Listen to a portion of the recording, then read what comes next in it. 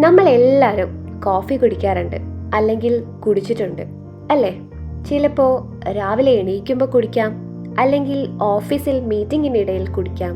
അങ്ങനെ ഇടയ്ക്കൊക്കെ നമ്മൾ കുടിക്കുന്നുണ്ടാവും. ഇന്നത്തെ ഓഫീസസിലെല്ലാം കോഫി ഒരു പ്രധാന ഘടകമാണ് അല്ലേ? നമുക്ക് ഈ കോഫിയുടെ ചരിത്രം ഒന്ന് നോക്കാം. കോഫിയുടെ കഥ ജനിക്കുന്നത് ആഫ്രിക്കയിലെ എത്യോപ്യയിലാണ്. സംഭവം നടക്കുന്നത് ഏകദേശം AD 850 അവിടെ ഖൽദി എന്ന പേരുള്ള ഒരു ആട്ടിടയൻ ഉണ്ടായിരുന്നു. ഒരു ദിവസം അയാളുടെ കുറച്ച് ആടുകൾ ഒരു ചെടിയിൽ നിന്നും ചുവന്നു തുടുത്തു നിൽക്കുന്ന ചെറി പോലെ തോന്നിക്കുന്ന കായ്കൾ കഴിച്ചു. ആ ആടുകൾ അന്ന് രാത്രി ഉറങ്ങാതെ വളരെ ആക്റ്റീവായി നടക്കുകയും ബഹളം വയ്ക്കുകയും ചെയ്തു. ഇത് ഇയാളുടെ ശ്രദ്ധയിൽപ്പെട്ടു. പിറ്റേ ദിവസം ഖൽദി മറ്റാടുകൾക്കും ആ കായ്കൾ കൊടുത്തു നോക്കി. അന്ന് രാത്രി ഒരാടുപോലും ഉറങ്ങിയില്ല. എല്ലാ ആടുകളും ബഹളമായിരുന്നു. ഇത് കണ്ട് ഖൽദി ആശ്ചര്യപ്പെട്ടു.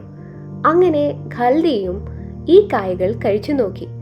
ഇത് കഴിക്കുമ്പോൾ ഉന്മേഷവും ഉത്സാഹവും കൂടുന്നതായി ഖൽദിക്ക് തോന്നി.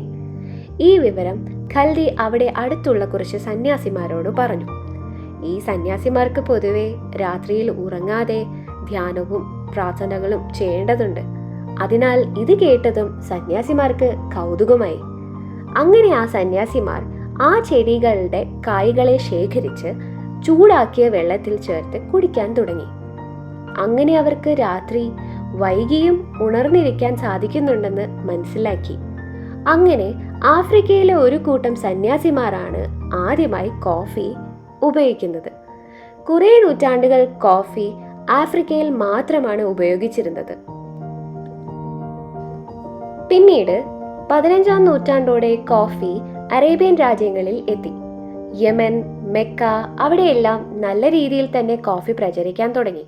കൂടുതലായും മതപണ്ഡിതരും സൂഫി സന്യാസികളുമായിരുന്നു കോഫി ഉപയോഗിച്ചിരുന്നത്. പല മത ആചാരങ്ങൾക്കും കോഫി ഒരു ഒഴിച്ചുകൂടാനാകാത്ത ഒരു പാനീയമായി. പക്ഷേ കോഫി അറേബ്യൻ രാജ്യങ്ങളിൽ മാത്രമേ പാടുള്ളൂ എന്ന് അവർ താല്പര്യപ്പെട്ടു. അതിനാൽ പുറത്തേക്കുള്ള കോഫിയുടെ കച്ചവടം അവർ നിർത്തലാക്കി. അപ്പോൾ പിന്നെ എങ്ങനെയാ കോഫി നമ്മുടെ നാട്ടിലെത്തിയത്? അത് പറയാം.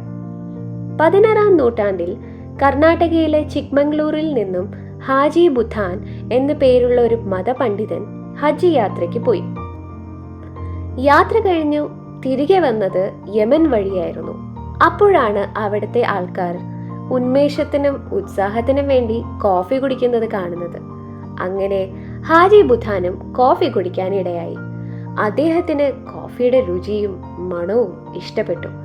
കാപ്പിക്കുരുവോ ചെടിയോ നാട്ടിലേക്ക് കൊണ്ടുപോകണമെന്ന് കരുതി. അപ്പോഴാണ് അദ്ദേഹം മനസ്സിലാക്കുന്നത് കാപ്പിക്കുരുവോ വിത്തുകളോ പുറത്തുനിന്ന് വരുന്നവർക്ക് കൊടുക്കില്ല എന്നത്. പക്ഷേ കോഫി നന്നായി ഇഷ്ടപ്പെട്ട ഹാജി എന്ത് ചെയ്തെന്ന് വെച്ചാൽ മറ്റാരും കാണാതെ കാപ്പിച്ചെടിയുടെ കുറച്ച് വിത്തുകൾ കൈവശമാക്കി. എന്നിട്ട് നാട്ടിൽ വന്ന് ചിക്മംഗ്ലൂരിലും കൂർഗിലും അവയെ നട്ടു എന്നാണ് പറയപ്പെടുന്നത്. അങ്ങനെയാണ് ഇന്ത്യയിൽ ആദ്യമായി കാപ്പി കൃഷി ചെയ്യുന്നത്. പിന്നീട് ബ്രിട്ടീഷുകാർ കേരളത്തിലും തമിഴ്നാട്ടിലും ഒക്കെ കാപ്പി കൃഷി വ്യാപകമായി തുടങ്ങി. അതിനെപ്പറ്റി മറ്റൊരു കഥയുണ്ട്. അത് ഇനി മറ്റൊരവസരത്തിൽ പറയാം. നന്ദി, നമസ്കാരം.